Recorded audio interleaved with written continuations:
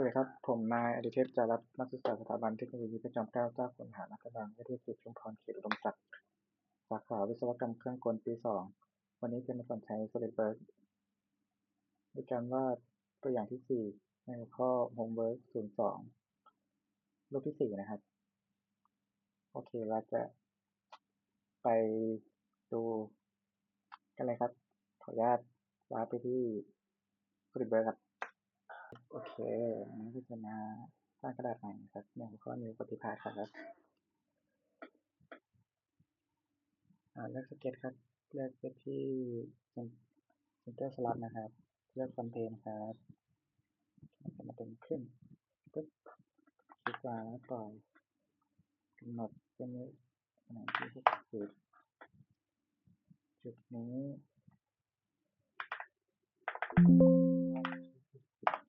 โอเคแล้วก็เลือกCenter Point Frame Slot นะครับ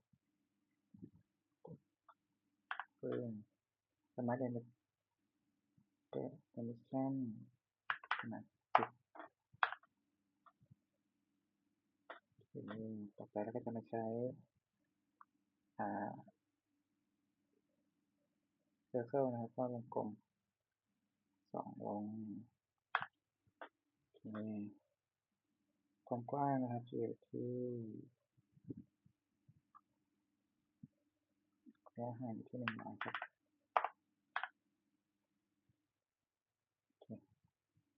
ต่อไปวงข้างนอกขนาดที่10ข้างใน20โอเคจะมาวาดเส้นกันนะครับเป็นทิ้งออกไปเลยครับปึ๊บเนี่ยมันก็จะเดินออกไปจุดหนึ่ง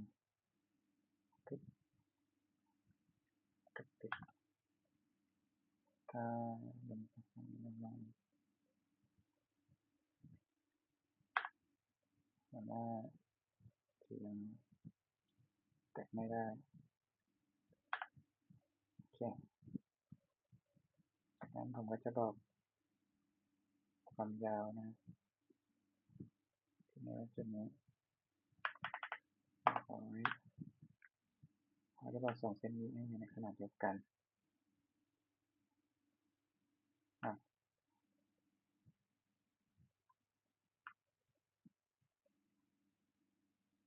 โอเคหลังจากนั้นนะครับผมก็จะล่างเส้นลายเป็นเส้นลายนะล่างจากจุดตรงกลางจุดนี้เราก็จะใช้คำสั่งของ Open Entity นะครับเลือก5นะครับเป็นล็อกข้างล่างขึ้นข้างบนจุดเองขึ้นข้างบนจุดเองโอเคได้ลักษณะงานประมาณนี้ครับโอเคสำหรับการต่อไปนะครับเราก็จะมาทีม Entity นะครับก็จะมาลบส่วนที่เราไม่เอาตรงนี้ตรงนี้ก็ตรงนี้ตรงนี้ตรงนี้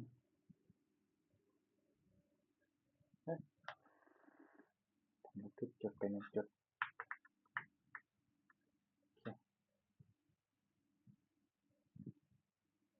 นี่ไม่เอา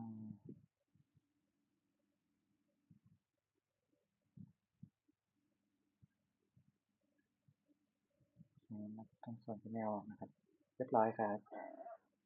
ขนาดชิ้นงานต่อไปเราก็จะกดที่ตัววัดก็จะมาใช้สเก็ตเป็นเลนนะครับโค้งจุดนี้ก็คือ10ถูกครับแล้วก็เปลี่ยนเป็น5ก็2 จุดนี้ก็ใช้แค่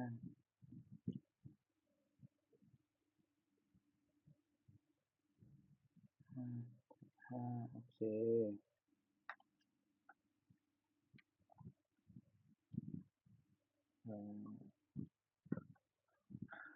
ก็เรียบร้อยครับสำหรับข้างล่างก็จะมาใช้เซนเตอร์ไลน์แกะดู นั่นโอ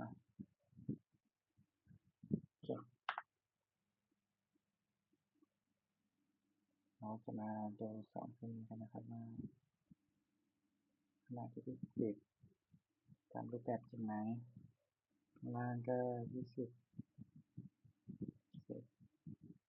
ขนาดคือถูกต้องนะครับคือความถูกต้อง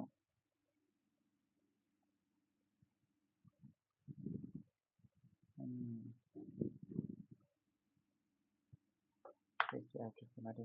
ชั่นคือว่ามันยังทำไมมันเป็นสีฟ้าอยู่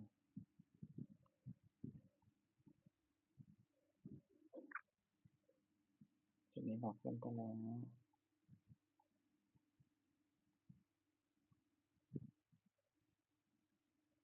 บอกเพื่อนบอกอะไรหมดแล้ว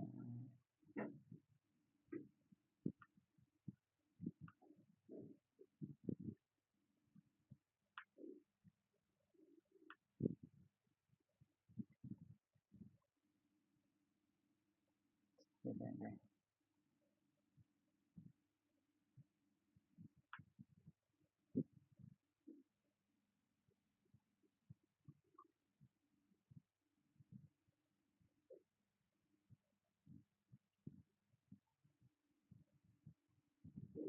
แล้วก็เป็นสีเหลืองกดย้อนแล้วกันคือบางจุดมันเชื่อมกันไปแล้วนะมาตามติ๊กให้มันเป็นเส้นเดียวกัน20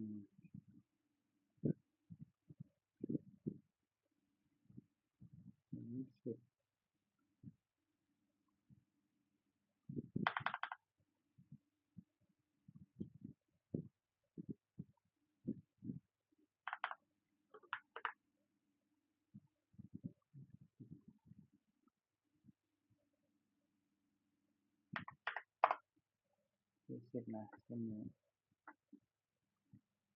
โอเค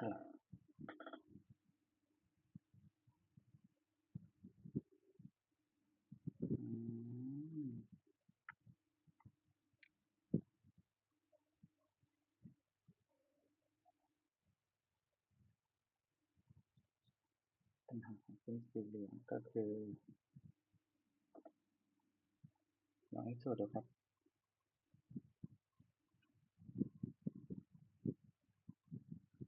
อ๋อกดติดพยายามครับ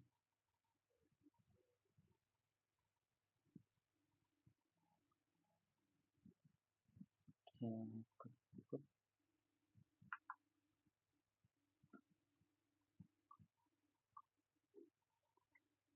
เป็นเส้นออกก่อนแล้วกันนะครับโอเคเราจะมาใส่กันใหม่20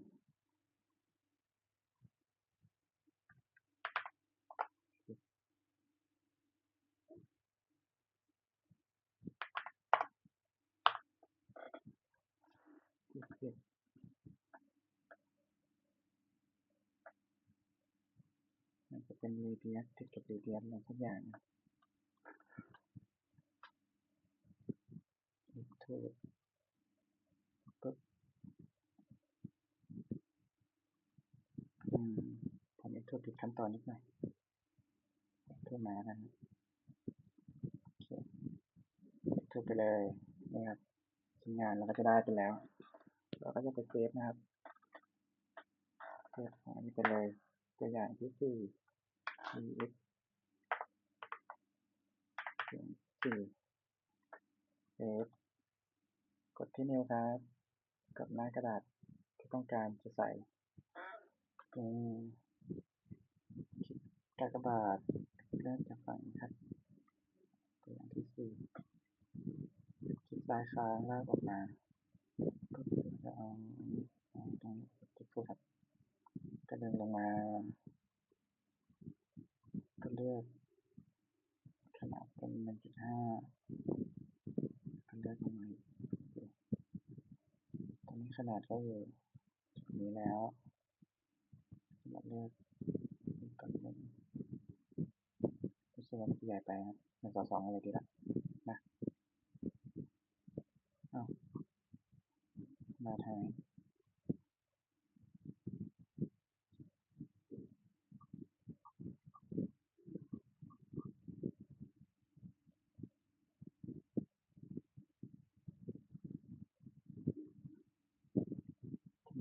เร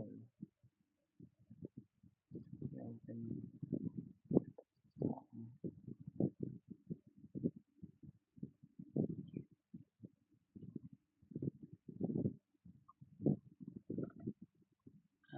สแกน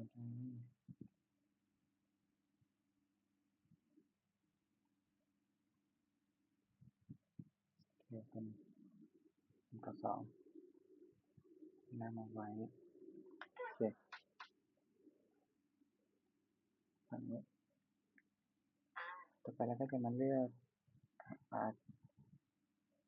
จุดนะครับแล้วก็จะมาเลือกวงกลมเลือกจุด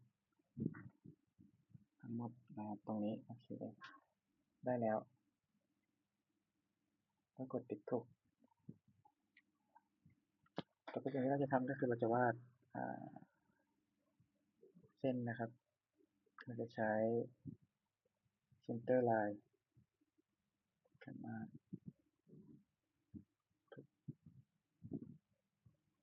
กับมาชิ้นงานนิดหน่อยโอเคตัวไปขึ้นทึบไปดีเลยไปละ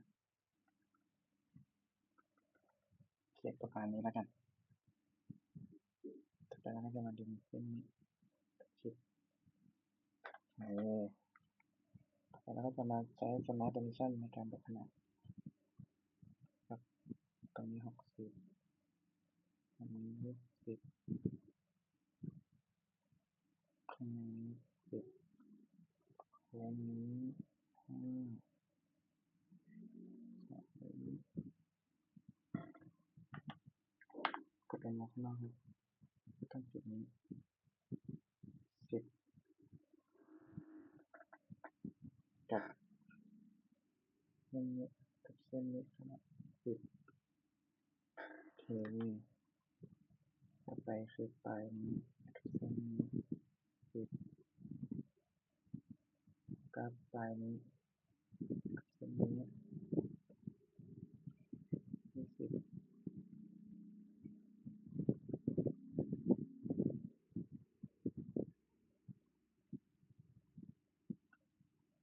โอเคแล้วก็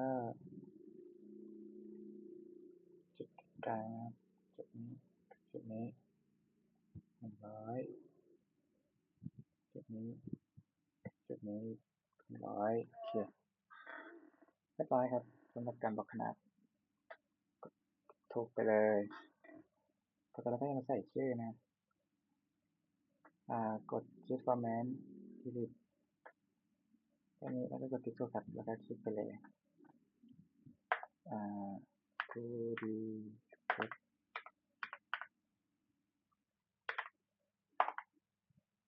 EX 04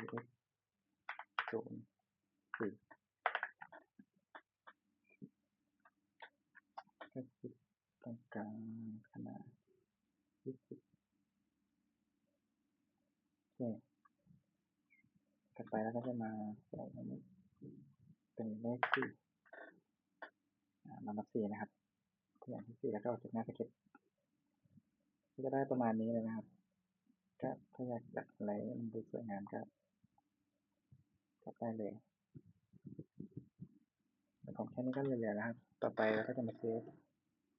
อย่างแรกคือเซฟ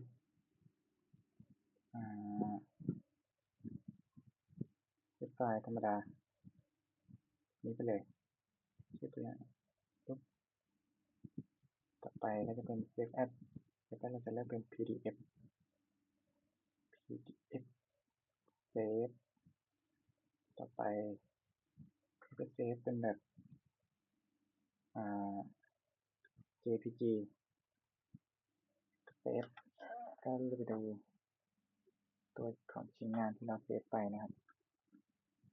ว่าเป็นยังไงโ